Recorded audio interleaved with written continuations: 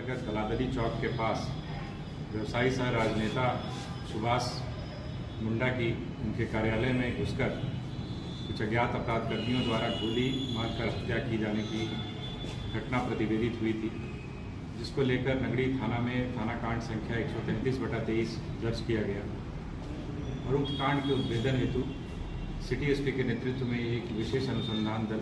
SIT का भी गठन किया गया। एसआईटी के द्वारा इसमें काफ़ी तेज़ी से काम किया गया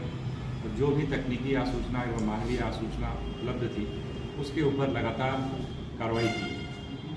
कार्रवाई के दौरान अनुसंधान के अंतर्गत यह बात सामने आई कि सुभाष मुंडा जो मुख्य तौर पर ज़मीन के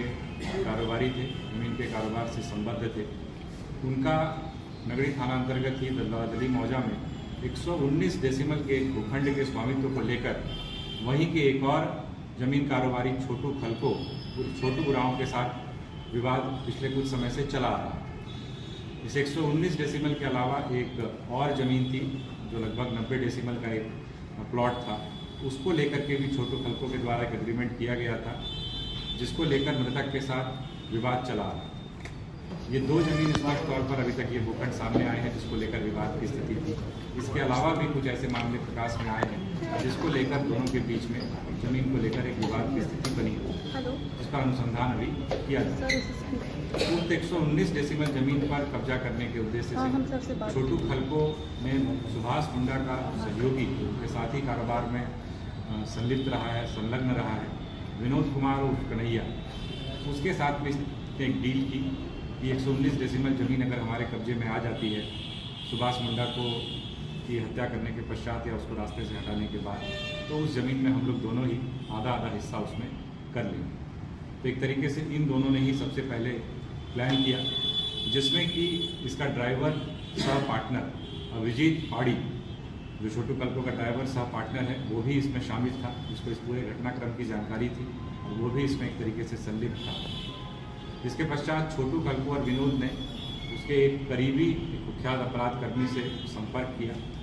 जिससे यह डील हुई कि 15 लाख रुपए नकद उसे दिए जाएंगे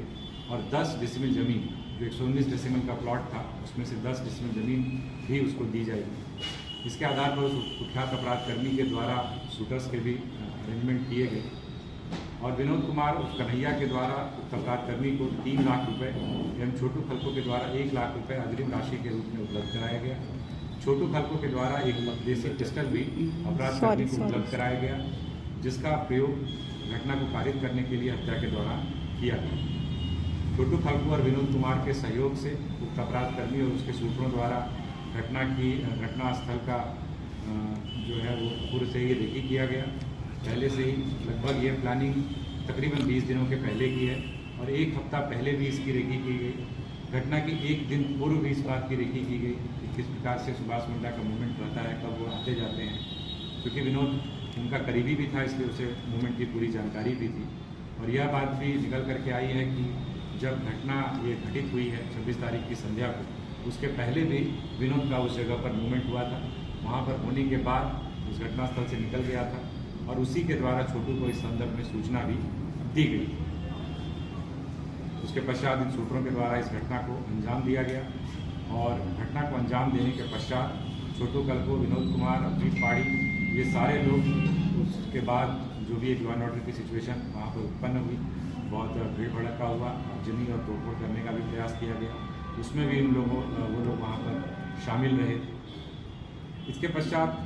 जब ये पूरे कांड का उद्भेदन हुआ